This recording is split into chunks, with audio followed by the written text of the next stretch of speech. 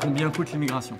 Si je prends dans le budget public la ligne immigration, asile, intégration, c'est 1,4 milliard d'euros en 2018. Et évidemment, il ne faut pas faire le calcul comme ça. Il faut considérer la question dans sa globalité, c'est-à-dire en tenant compte à la fois de la contribution qu'apportent les immigrés à l'économie et à la fiscalité française, et puis aussi à ce qu'ils reçoivent en prestations et en services publics.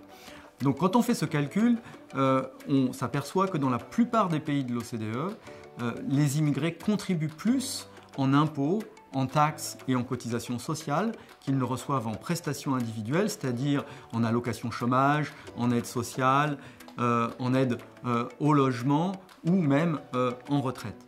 Dans le cas de la France, finalement, les deux variables s'équilibrent, c'est-à-dire que les immigrés apportent à peu près autant qu'ils reçoivent. Mais évidemment, il y a les autres dépenses publiques.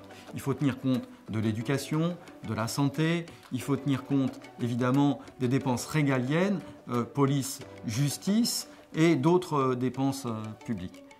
Quand on fait ce calcul correctement, comme l'OCDE l'a fait en 2013, on s'aperçoit que la contribution devient négative à la fois pour les non-immigrés, les natifs, mais aussi évidemment pour les immigrés.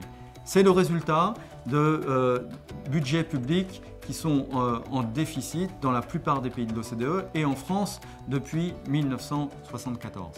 Mais ce qu'il faut retenir finalement, c'est que même si la contribution des immigrés au budget public est négative comme celle des natifs, finalement l'impact sur le budget public est petit.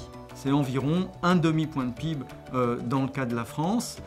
Donc finalement, même s'il faut s'interroger sur la façon de maximiser les bénéfices et de réduire les coûts de l'immigration, la question fiscale ne définit pas la politique migratoire.